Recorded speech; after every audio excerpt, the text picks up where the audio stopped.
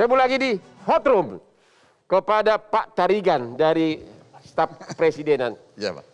Kita lihat selama ini betapa Pak Jokowi giat struktur. Ya. Bangun jalan tol di mana-mana. Ya. Tapi kok jadi kontradiktif? Kok kayaknya, kok sepertinya pembiayaannya sekarang kok diambil dari rakyat gitu loh. Ujung-ujungnya rakyat juga. Dana JHT untuk PHK pun mau ditahan sampai umur 56 tahun. Ya. Sekarang seluruh rakyat disuruh harus bayar iuran BPJS. Ini mau dipakai untuk biayai infrastruktur pembangunannya Pak Jokowi atau apa? Ya. Jadi kalau itu tentu nggak ada kaitannya yang Ya. Bang ya. Karena kan kita tahu BPJS ini kan lembaga publik ya. Ya. Dan itu prosesnya juga panjang, ada seleksi sampai di DPR dan lain sebagainya. Dan kemudian penerimaan BPJS juga tidak dicatatkan dalam APBN. Ya. Nah, tetapi kan menjadi penting untuk mendorong ini. Bahkan Bang Hotman, dari 3 lembaga survei, kinerja terbaik Pak Jokowi itu dari perlindungan sosial, Bang. Perlindungan sosial. Iya. Ya. Itu yang ngasih survei terbaru. Ya. Justru karena kerja-kerja perlindungan sosial di kesehatan, pendidikan, dan kemudian juga terkait dengan bantuan sosial di Kemensos. Jadi ini merupakan menunjukkan bahwa kita bagaimana memperkuat, karena memang agenda Pak Jokowi di periode kedua itu kan SDM unggul, Bang. SDM unggul. Ya. Jadi kalau kita lihat dalam konteks SDM unggul itu maka pendidikan, kesehatan, dan perlindungan sosial menjadi sangat besar proporsinya di dalam konteks ini. Nah, tadi disampaikan itu, yang kita paling khawatir sekarang ini, misalnya apalagi COVID, Bang Hotman. Misalnya kenapa ada impres soal optimalisasi juga yang BPJS Ketenagakerjaan, Bang. Ya.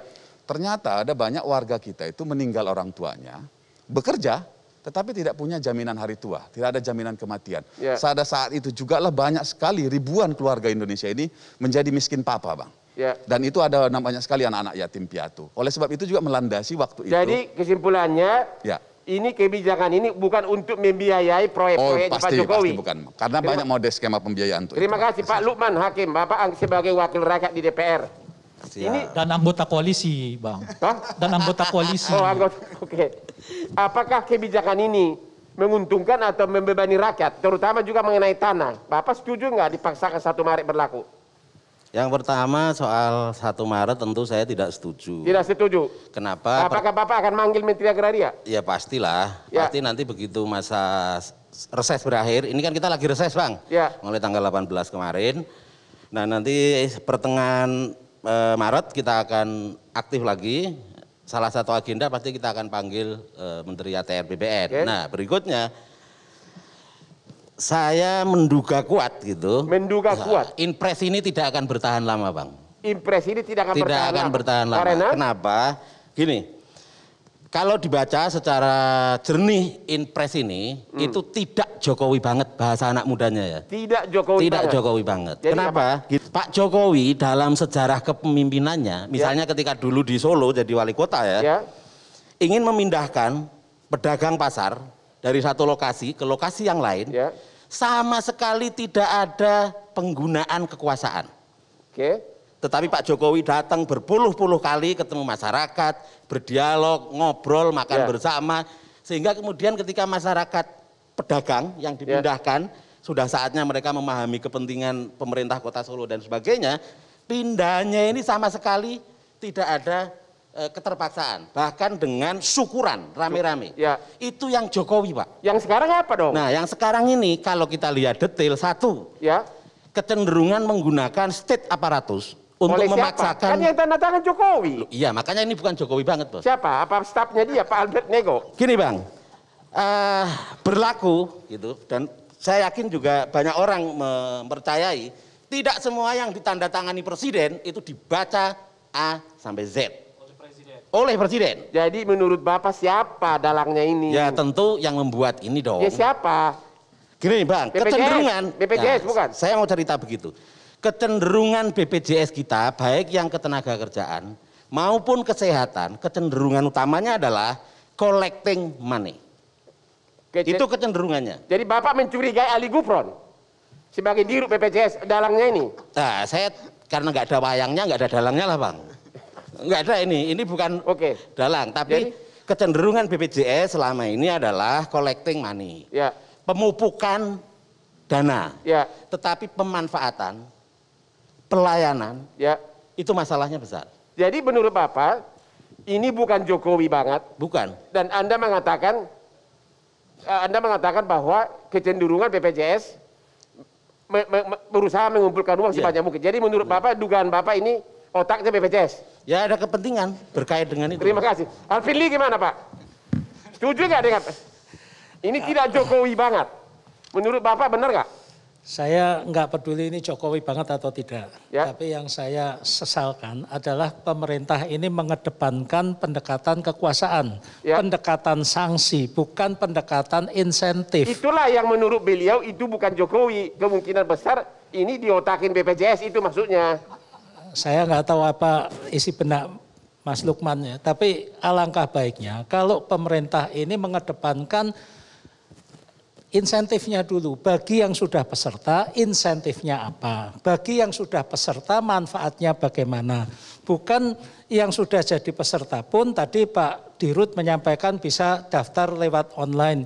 Kenyataannya, sekarang ada rumah sakit yang menjadi mitra BPJS, itu untuk pelayanan harus datang mendaftar antara jam 5 sampai jam 7 pagi. Datang jam 6 udah nggak dapat kuota karena untuk peserta BPJS ini ada kuotanya. Ya. Nah, ini menyulitkan. Jadi Anda mengatakan peserta BPJS ini sering dianaktirikan. Memang Diskriminasi.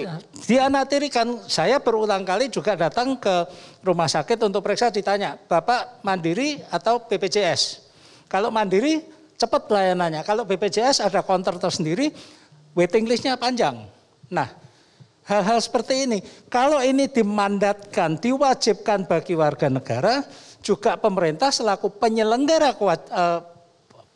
jaminan sosial ini juga memberikan perlindungan yang sepenuhnya tidak. Sekarang ini kan pilih-pilih, Bang. Ya. Kalau memang seluruh rakyat wajib, ya seluruh penyakitnya wajib juga ditanggung kan. Ya. Nah, kenyataannya kan tidak begitu. Ya. Kemudian juga kalau memang negara ini inginnya seluruh warga negara ini terlindungi, diberi pilihan dong yang sudah ikut dan sudah mampu ikut asuransi swasta, itu juga sudah dianggap ikut BPJS. Benar. Jadi ada pilihan. Yang tidak mampu ikut BPJS Kesehatan, silahkan. Tapi yang sudah punya perlindungan asuransi kesehatan yang lebih baik, itu juga harus dihormati, dianggap juga sudah punya BPJS Kesehatan. Terima kasih. Pak Timbul, diskriminasi gimana? Bapak membela BPJS terus, tapi kelemahannya gimana nih?